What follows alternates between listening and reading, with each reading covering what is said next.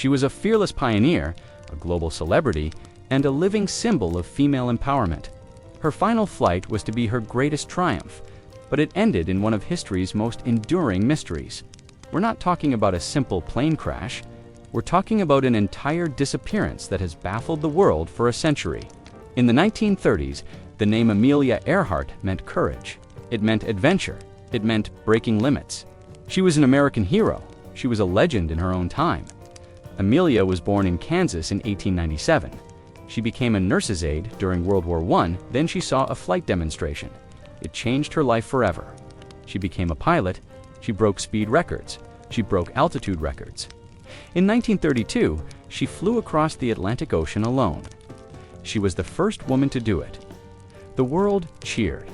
She became a superstar. She had a famous short haircut. She wore pants. She did things women did not do. She was a symbol of freedom. She was a symbol of strength. She had one final goal. She wanted to fly around the world. It would be her greatest flight. Her plan was a big one. It was a 29,000-mile trip. It was a flight around the Earth.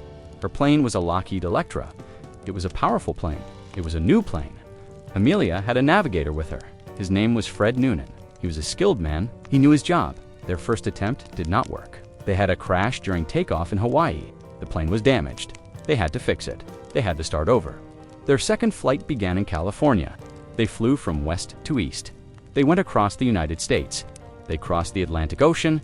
They flew over Africa. They flew over India. They flew over Southeast Asia. They flew over the Pacific. The trip was going well. They were so close, they had one final stop. They had to reach a small island. If you enjoy stories about unsolved mysteries and historic disappearances, please like this video. Leave a comment below with your own theories about what happened to Amelia. And for more tales of the unknown, be sure to subscribe to the Belmoze channel. Your support helps us explore these fascinating stories. Their last leg of the flight was the hardest. They were flying from La New Guinea to Howland Island. Howland Island was just a tiny dot. It was a 2-mile-long strip of land. It was in the middle of a vast ocean. Fred Noonan had to use celestial navigation. He had to use the stars to guide them. This was a difficult task. The weather was bad. The skies were cloudy. They could not see the stars. They had to use dead reckoning. They had to guess their position. They had to fly on a compass course. The radio communication was also a problem. Amelia had a radio. It had a long antenna. It had a short antenna. The short antenna did not work well. The radio at Howland Island was also a problem. The signals were weak. The signals were unclear. On July 2, 1937, Amelia and Fred were in the air. They were on their way to Howland. Their last flight was now a race against time. The plane did not have much fuel. The plane was heavy. It was a long flight. They flew for hours. They could not find the island. They made radio calls. The calls were full of static. They were hard to hear. The Coast Guard cutter Itasca was near Howland Island. It heard her calls. The ship tried to talk to her. The crew tried to help her. They sent signals. They sent radio beams. Amelia heard some of the signals. She could not tell where they came from. Amelia's voice was clear at first. Her voice was calm. She said, "We are on the line 157 to 337. We will repeat this message." This was her flight path. She was trying to tell them her location. Then her voice became more urgent. It became more desperate. She said, "We must be on you, but cannot see you. Fuel is running low. Been unable to reach you by radio. We are flying at 1,000 feet. The crew on the Itasca felt helpless. They heard her voice. They could not help her. The silence came a short time later. The final radio call was chilling. Her voice was frantic. She said, "We are circling, but cannot see island. Cannot see anything. We are out of gas. We are out of gas. We are out of gas." The last words were full of despair. Then the signal went dead. The radio was silent. The world held its breath. The silence was final. The United States Navy began a massive search. They sent ships. They sent planes. They looked for weeks. They searched 250,000 square miles of ocean. They found no wreckage. They found no oil slicks. They found no signs of the plane. They found no sign of Amelia Earhart or Fred Noonan. Their plane was gone. They were gone. It was a complete disappearance. The world was shocked. It was a mystery with no answers. The search was called off. People began to talk. They began to wonder. What happened to them? Where did they go? Did they crash? Did they land somewhere? Did a country capture them? The theories began. The legend of Amelia Earhart grew. It became a story without an end. It became a question with no answer. The silence of the ocean kept her secret. It kept her secret from the world. It still keeps her secret today. The mystery remains.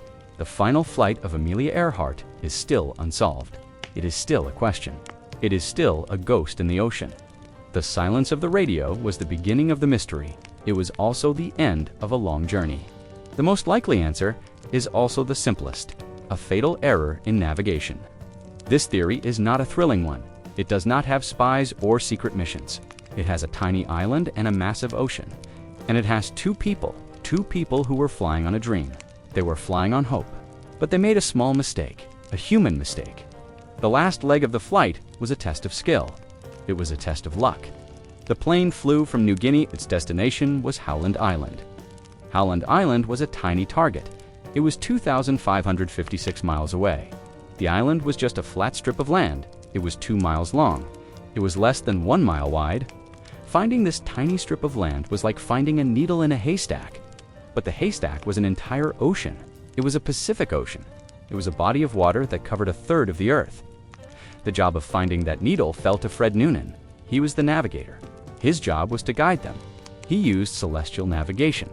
This means he used the sun and the stars. He used a sextant. He used a chronometer.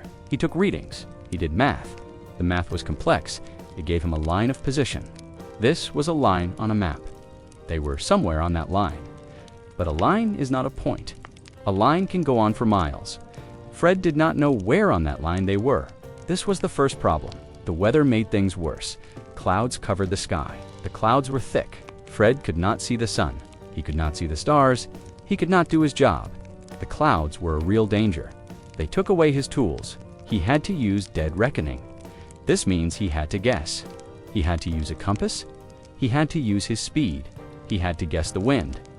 This is a hard way to navigate. An error here would grow. A small error in the first hour became a big error later. They were going farther and farther off course. The radio was their last hope. They had to use the radio.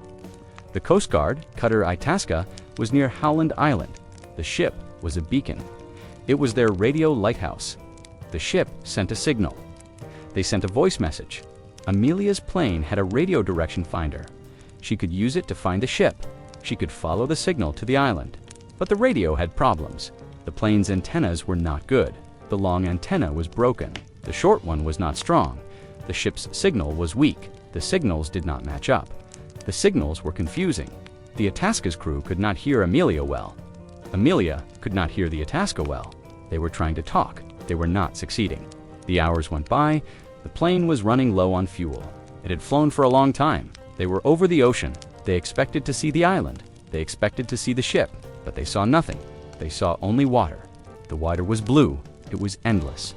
Amelia's voice on the radio changed. Her voice was scared. She was frantic. She was running out of time. She was running out of fuel. They flew a course line. It was 157 to 337 degrees. This was the line from Fred's last reading. They were flying along it. They were looking for the island, but they were looking on a line. They were not looking on a point. They were looking in the wrong place. They were probably too far to the north. They were probably too far to the south. We do not know for sure. The plane went silent. The plane's fuel tanks were empty. The engine stopped. The plane would not have exploded. It would have glided. It would have gone down into the water. It would have gone down in a controlled way. This is called ditching, a water landing. The plane would have floated for some time, but the waves are strong. The fuselage would have filled with water. The plane would have sunk. The plane and its 2 passengers would have gone to the bottom. The Pacific Ocean is very deep. The water is cold. The currents are strong. The plane would have gone down for miles. It would have landed on the ocean floor. The pressure is immense. The plane would have been crushed. The ocean would have swallowed the wreckage. It would have covered the plane. The currents would have moved things. A search would find nothing. A massive search of 250,000 square miles found nothing. This makes sense. The ocean is big. The plane is small. A small error in navigation. A small problem with the radio. A small plane. A huge ocean. This is the simple theory. This is the most likely truth. It is not an exciting answer. It is just a sad one. Another theory says the truth is not an accident. The truth is a secret spy mission. This theory is more exciting. It is a story of war and of secrets. It is a story of a famous pilot working for her country. The theory says Amelia Earhart was on a mission. She was on a mission for the United States government. She was a spy. The world in 1937 was a tense place. A world war was coming. Japan was a powerful country. Japan had a strong military. Japan was expanding its power. It took over islands in the Pacific. These islands were small. They were far away. Japan built secret bases on them. The bases had airfields. The bases had soldiers. They were a threat to the United States. The US wanted to know what was on the islands. They wanted to know about the bases. But they could not send a spy plane. A spy plane would start a war. It would be a direct act of aggression. But they could send a famous pilot. They could use a celebrity. They could use a woman. A woman flying around the world was a perfect cover story. Nobody would suspect she was a spy. Her plane was perfect for the mission. The Lockheed Electra 10E was a new plane. It had a long range. It could fly for a long time. It could fly over the islands. The plane could also hold a lot of cameras. It could hold equipment for taking photos. It could hold equipment for gathering intelligence. The plane was not just a plane, it was a tool for spying. The flight path was a clue. The plane flew over Japanese territory. It flew over the Marshall Islands. It flew over the Gilbert Islands. These islands were under Japanese control. Amelia and Fred flew over these islands. They would fly low. They would take photos. They would record information. They would be spies. Their flight was not a trip around the world. It was a mission. The stop at Howland Island was just a way station, a place to refuel, a place to get new orders. The theory has a few different endings. One ending says the Japanese shut them down. The Japanese military saw the plane. They saw it flying low. They knew it was a spy plane. They fired on it. The plane was hit. It went down. It crashed into the ocean. It was a secret attack. The Japanese would not admit it. The US would not admit it. Another ending says the Japanese forced them to land. The plane landed on a beach. It was a small island. The Japanese soldiers captured them. They took Amelia and Fred as prisoners. They took them to a prison camp, a camp on a small island, a camp on a remote island. The US government knew this. They knew where they were, but they could not say anything. They could not tell the truth. The US government did not want a war. Not yet. They had to keep it a secret. They had to leave them there. The theory is not just an idea. It has supposed evidence. The main piece is a photograph. It is a blurry photograph. It shows two people, a man and a woman. The man looks like Fred Noonan. The woman looks like Amelia Earhart. They are standing on a dock. The photo was found in a book. The photo was from the Marshall Islands. The photo shows a large ship. The ship is a Japanese ship. This is the central piece of proof, but the photo is not clear. The people are hard to identify. Is it really them? The photo is not a perfect match, but it is a strong piece of evidence for the spy theory. Other rumors add to the story. Reports came from the islands. People said they saw a plane. They said they saw an American man and woman. They said the two were prisoners. The rumors were never proven. They were just stories, but the stories gave life to the theory. They gave it a sense of truth. The US government's silence also adds to the story. The US government's search was so quick, it was so fast, it was called off too soon. This is a strange thing. Why would they give up so fast? The theory says they gave up because they knew the truth. They knew where Amelia was. They knew she was a prisoner. They could not save her. They had to keep her a secret. The search was a cover. It was a show for the public, a show for a world that loved a hero, a show for a world that did not know the truth. The truth was dark. It was a secret mission gone wrong. There was a national hero left behind. The truth was not a crash. The truth was a capture. A secret capture that remains a secret to this day. A hero who died a spy who was a legend. A more haunting theory is that Amelia Earhart and Fred Noonan survived the crash. They did not die in the ocean. They did not die as spies. They died on a small, deserted island. This theory is a story of hope and of despair. It is a story of a brave woman's final moments, a story of a lonely and tragic end. The island is called Nikomororo. It is a small atoll. An atoll is a ring of coral. It is in the middle of the Pacific Ocean. It is far from any shipping lane. It is far from any people. The island had no fresh water. It had little food. It was a place of despair. It was a place of isolation. This theory says the plane did not crash into the ocean. It glided. It went down. It landed on a reef at low tide.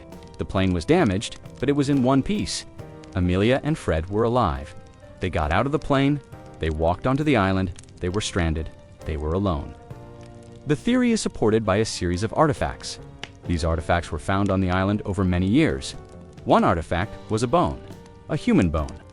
A modern study of the bone found it was from a woman. The bone was a forearm bone. The study said the bone had a size and a shape that matched a woman of Amelia's height. This was a strong piece of evidence. Another artifact was a shoe. It was a small shoe, a woman's shoe. It had a heel.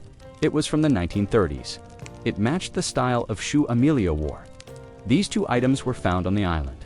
They were found near a campsite. The campsite had a fire pit. It had a few small tools.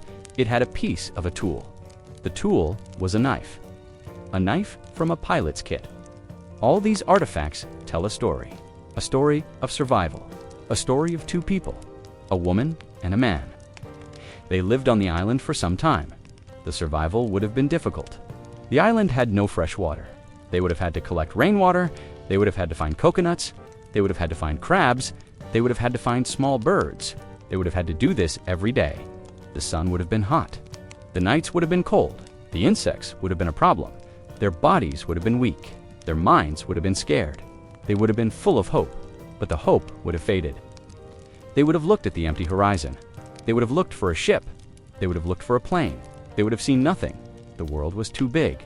The island was too small. The plane's radio was still a hope. Maybe it worked.